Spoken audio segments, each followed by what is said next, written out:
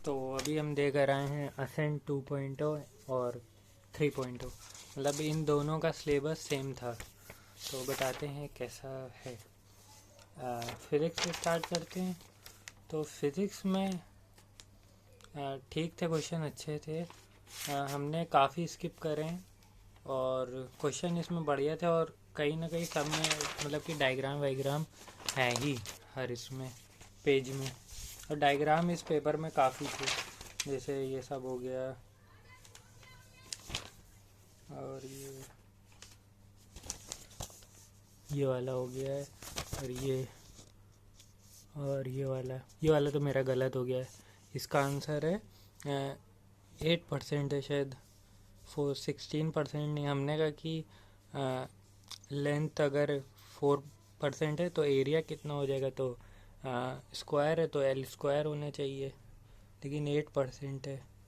अच्छा वैसा होगा, area is equal to l, हाँ एल स्क्वायर, तो वही उसको पार्शियल डिफरेंशिएशन कर देंगे तो 2 डेल्टा एल बाई एल हो जाएगा, और फिर 8%। ये अभी हमें समझ आया।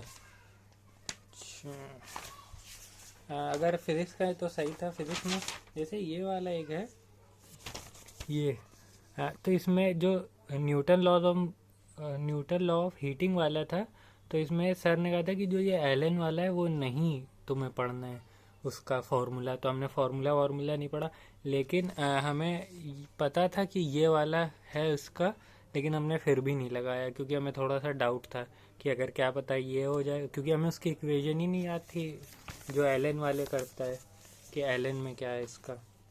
सर ने कहा था कि जो ये लॉग वाला नहीं पढ़ो, फिर सिंपल वही वाला पढ़ो। तो फिज़िक्स का है तो ठीक था यार। फिज़िक्स मेरे ज़्यादा फिज़िक्स की नहीं सही था तैयारी थी, लेकिन फिज़िक्स के हमें क्वेश्चन थोड़े बहुत सिंपल भी थे और डायरेक्ट फार्मूला बेस्ड भी थे। ये वाला हो गया, ये वाला, इसका ये सीधा अल्फ़ा 1T1 रख दो, इक्वल कर दो, आ जाएगा। फिर अब आते हैं, तो अगर फिज़िक्स का है तो अगर लेवल का है तो अच्छा था, मॉडरेट टू टफ था, और थोड़े बहुत इजी भी थे। और केमिस्ट्री सिर्फ 2 चैप्टर थे, केमिकल बॉन्डिंग और पेरियोडिक टेबल। तो इसमें ठीक था ये भी, लेकिन काफ़ी हमें स्किप करने पड़े क्योंकि हमें नए नए क्वेश्चन दिखे एकदम ही नए। कहाँ गया ये वाला, इसका ये यार टाइम नहीं मिल पाया था, ये हमने सही से करा था कि सेकेंड राउंड में करेंगे। पेपर वैसे लेंदी था, अगर मतलब कि बायो करा हमने, फिर फिज़िक्स करा, केमिस्ट्री करा, फिर फिज़िक्स करा, तब देखा तो ज़्यादा टाइम ही नहीं बचा था। मतलब सेकेंड राउंड के लिए टाइम मुश्किल से बहुत मिल रहा था, तो इसीलिए हड़बड़ी में सब फिर करा। ये वाला था ये ठीक थे। इसमें थोड़े नए क्वेश्चन हम आए, अगर उससे देखे तो हमें थोड़े नए नए दिखे। इसका 69 का ये वाला अच्छा था क्वेश्चन, ये इसका डायग्राम दिया था, और एक एनसीईआरटी बेस्ड लाइन भी है सब, मतलब कि थोड़ा बहुत स्टेटमेंट वाले भी दिए थे जो डायरेक्ट एनसीईआरटी वाले थे। ये तो इजी था भाई पाई और वो निकालना था, और ये निकालना था कि sp2 हाइब्रिडाइज कार्बन कौन सा है। जैसे ये वाला था, ये एनसीईआरटी वाली लाइन है, लेकिन हमें सही से याद नहीं आई। वैसे इसका आंसर यही जाएगा, 3 हमने लगाया है, लेकिन OMR में नहीं भरा है। 3 इनकरेक्ट पूछा था MOT से रिलेटेड। ठीक था, बढ़िया था। ये भी मॉडरेट था, टफ नहीं था, मॉडरेट कहेंगे इसको।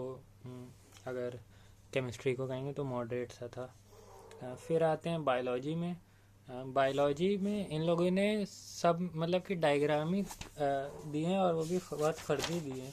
मतलब पूरा यही बना दिया इन लोगों ने कि तुम्हें नहीं याद करने की ज़रूरत है, हम लोग दे रहे हैं। ये सबको ये याद करना रहता है, लेकिन इन लोगों ने पूरा दे दिया है। फिर पूछा है क्वेश्चन, मतलब पूरी ही साइकिल बना दी इन लोगों ने, फिर क्वेश्चन पूछा है।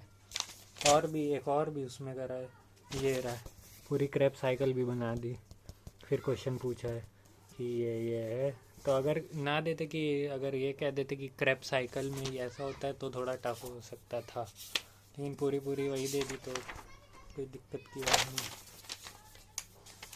ये देखो ये भी दिया था, पूरा से डायग्राम थे, काफ़ी ठीक ठाक थे, ठीक ठाक।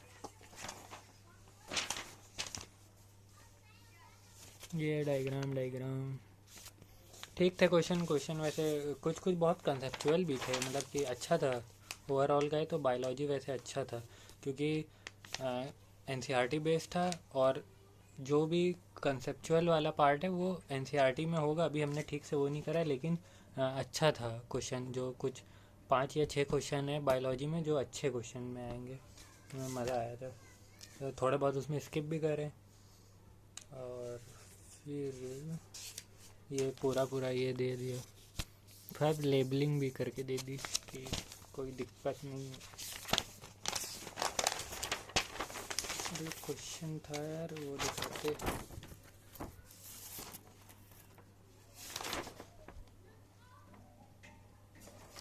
एक क्वेश्चन था ऑक्सीजन वाला, वो दिखाते, वो बढ़िया था।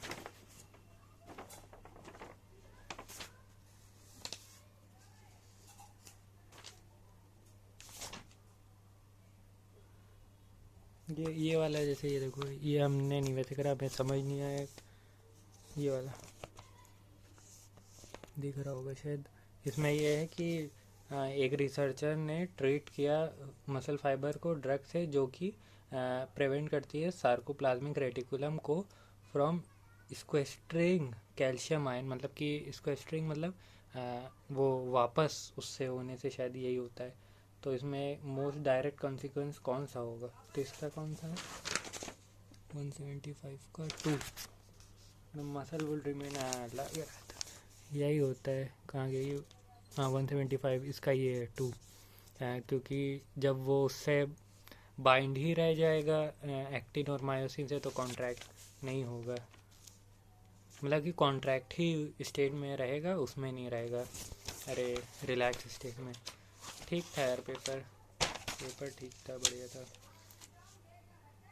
फिजिक्स का है तो मॉडरेट टू टफ, और केमिस्ट्री मॉडरेट, और बायोलॉजी में 5-6 क्वेश्चन थे जो अच्छे थे, और बाकी सब एनसीईआरटी बेस्ड ही था। तो यही था, तो बस बाय।